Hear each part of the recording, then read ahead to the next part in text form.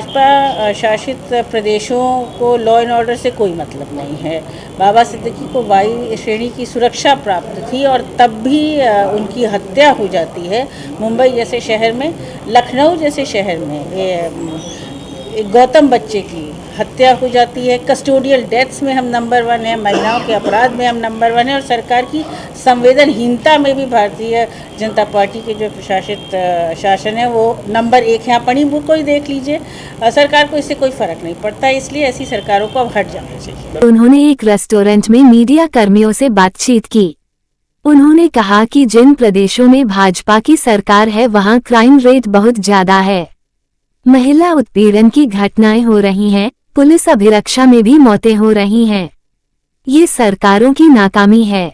सीतापुर के पड़ोसी जनपद लखीमपुर खीरी में बीजेपी विधायक योगेश वर्मा के साथ मारपीट की घटना हुई है। वो सरकार के तमाम दावों पर सवाल खड़े करती है। उन्होंने न्याय की गुहार की है और उन्होंने सुरक्षा वापस कर ली है। भारतीय जनता पार्टी के विधायकों का यही हाल है। इससे ज़्यादा तो उनके अधिकार हमारे समाजवादी पार्टी में सुरक्षित है। उनकी खुद की सांसद का आपने सुना है, हेमा मालिनी कहती थी कि मेरे काम ज़्यादा अखिलेश यादव करते थे। और जो लखीमपुर में हुआ है उसके लिए तो बहुत ही दुखद और मुझे लगता है कि शर्मनाक घटना है। भारतीय जनता पार्टी के विधायक को इस तरह की त्रासदी से गुजरना पड़ रहा है, तो कार्यकर्ता और आम जनता का क्या ही हाल होगा। वहाँ पे ठाकुर वर्सेस कुर्मी जातिवाद वहाँ पर एक विधायक के अधिकारों का हनन हुआ है और अपनी सरकार में हुआ है। सबसे बड़ा प्रश्न चिन्ह ये है कि सरकार क्या कर रही है, मुख्यमंत्री क्या कर रहे हैं और किस तरह एक विधायक पर इस तरह के साथ घटना हो जाती है। बाकी अन्य कोई मसला मुझे नहीं लगता महत्वपूर्ण है। पहले तो अपने विधायक को न्याय दें, उसके बाद किन्हीं जातियों की बात करें। हम जातियों की जब बात करते हैं तो हम कहते हैं कि जातिगत जनगणना हो जिससे हर जाति को अपना अधिकार मिले।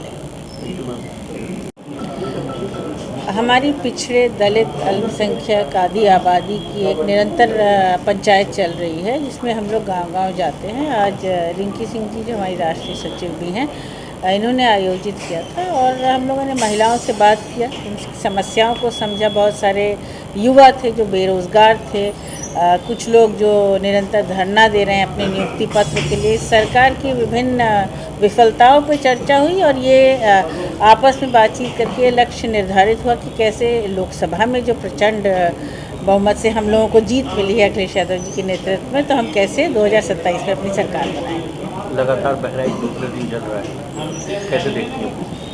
बहराइच सरकार का, शासन प्रशासन का एक बहुत बड़ा फेलियर है, बहुत बड़ी नाकामी है।